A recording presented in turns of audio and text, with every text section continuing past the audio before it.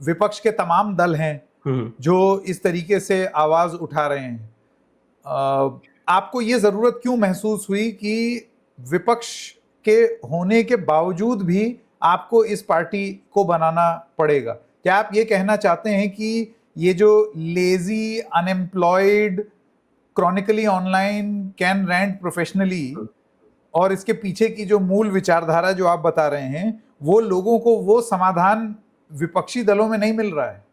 देखो, विपक्ष भी, मतलब अगर हम देखा जाए, कौन रेजोनेट कर पाएगा विपक्ष के साथ भी? आपके पास कितने युवा नेता, आपके पास कितने युवा चेहरे? आपने आखिरी बार युवा लोगों की बात कब की थी? तो क्यों लोग आपके पास आएंगे? आपको ये कहीं ना कहीं समझना पड़ेगा, इस देश का डेमोग्राफी बदल रहा है। We are probably the youngest nation in the world, और वो यंगेस्ट पॉपुलेशन के लिए बात ही नहीं हो रही है। ना सत्ता कर रही है, ना जो लोग विपक्ष में बैठ रहे हैं, ना वो कर रहे हैं।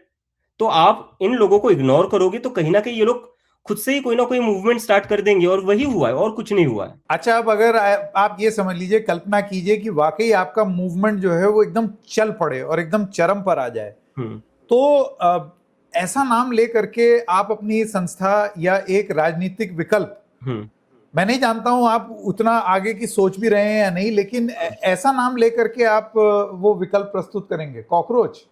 संकित, मैं इसमें पूछना चाहता हूँ कि दिक्कत क्या है?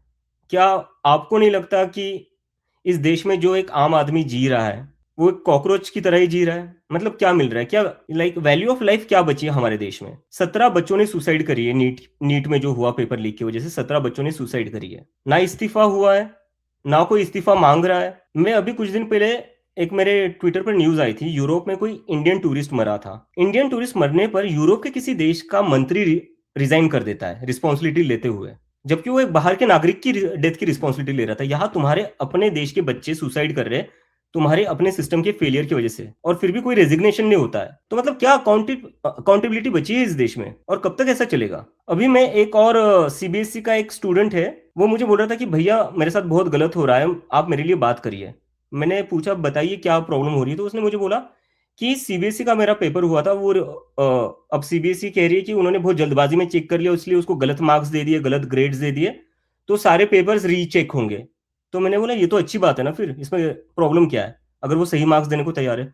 तो वो कहते हैं कि नहीं, वो रीचेकिंग की फीस मांग रहे हैं। तो मैं ये सिस्टम समझ नहीं पा रहा हूँ कि ये क्या, कौन सा सिस्टम है ये, जहां पर गलती कोई और कर रहा है उसको, और उसके लिए पे कोई और कर रहा है। मतलब सिस्टम गलत कर रहा है लोगों के साथ।